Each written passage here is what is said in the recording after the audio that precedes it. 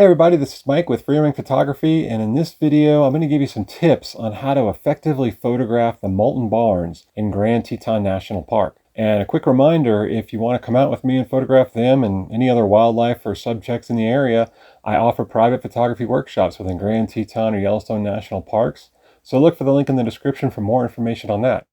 But in terms of the Moulton Barns, let's jump right in. So these are iconic barns in Grand Teton National Park and Jackson Hole. They're kind of a must-do sunrise subject, or even just any time of day subject for people visiting the area, especially photographers.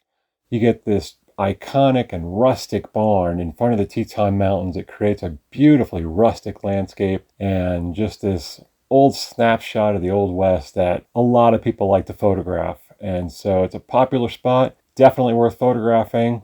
And so here are some tips on how to best get those. Now, since you're dealing with a landscape, ideally you want your aperture somewhere between f11 and f16, and that's to preserve the depth. That's what I kind of use for landscapes most often. f11 to f16 really shrinks down that aperture to preserve that depth of field, because otherwise if you use something lower like f8 or f4 or something like that, what's going to happen is your barn will be in focus, but the mountains will be blurry. So you want to preserve that depth of field by closing down the aperture, which means a bigger aperture number on that f scale. Which aperture you decide on has a lot to do with the focal length you're at and how far away you are from the barns.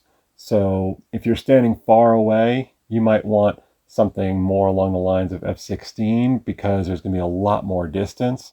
If you're kind of compressing that and your focal length isn't very big, you could get away with f11, but remember there is a lot of distance between that barn and the mountains. So I would push more for something around f13 or f14 even, depending on, the settings specifically. But anywhere in that range should keep you pretty safe. And beyond the aperture, the most vital aspect is your actual distance to the barns.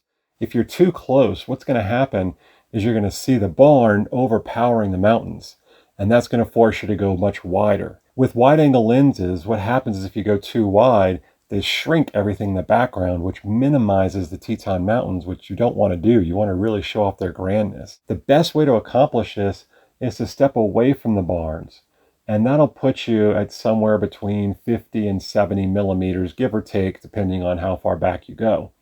And that's kind of the sweet spot. It's more or less what our eyes see, and that's what you want to shoot for, to preserve that depth between the barn and the Tetons, and also to make sure the Tetons are rising above the barn, so that gives them their magnificent presence and really kind of shows off that beautiful old western scene. So to have those mountains define the barn, you really want to back up a few dozen yards to put some distance. And this is something you'll see with your naked eye as you're moving back.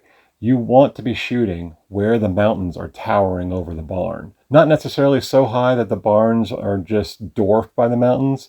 You kind of want them complementing each other. You want the mountains to just be kind of rising above the barn. Not a whole lot, but just to show that they're back there and they're very tall. And to do that, you just get a few dozen yards away. Play with the distance. There's no right or wrong specific distance. It's just a matter of getting the mountains above the barn. And to do that, back up, and you want to be roughly in your 50 to 70 millimeter range on your lens. And where in that 50 to 70 millimeters you go depends on if you're shooting on a full frame sensor or a crop sensor. If you're on a crop sensor, you're going to need to pull back a little bit more because you're getting that extra magnification. So you might want to be something where closer to maybe 40 or 50 millimeters, whereas if you're on a full frame, you might want something closer to 60 or 70 millimeters. And in terms of composing your shot, I always like shots that have the barn down at the bottom left, and then you kind of have the Tetons rising and fading off to the right, top right. That creates a nice sort of circular flow and kind of keeps your eye moving around. You don't want the barn directly at the center. I have another video that talks about that and why you don't want subjects at the center, but long story short, it's where you expect the subject to be. And if your subject is directly in the center, it doesn't leave a whole lot of interest around the rest of the photo for people to look around and sort of navigate around the photo more. So you want the barn kind of off somewhere on the bottom, either the left or right, depending on your angle, depending on what you're going for. You want the Tetons kind of more covering that top third. This is a great example of where the rule of thirds is a perfect rule to fall back on, just to kind of at least get a starting point. And if nothing else, it makes for still a great photo following the rule of thirds in this case. Now your ISO and your shutter speed, they're just going to depend on the time of day. If you're out there late morning, 11 o'clock, something like that, you're going to have a much lower ISO, maybe 100, 200, 400, something like that. That'll also put you at a quick shutter speed because there is so much more available light. But if you're there for sunrise or sunset, there's a lot less light, so you're going to need to push up that ISO just a little bit more, especially before the sun is hitting the barn itself, but it is hitting the mountains. So you're going to want something closer to maybe 800, 1000. If it's a little bit cloudy, maybe 1600. But that depends on your camera's ISO settings and how old it is and how well it handles low light situations. So that's beyond the scope of this video to get into those kinds of details. But essentially, low light, sunrise, sunset, you're going to want to up that ISO a little bit.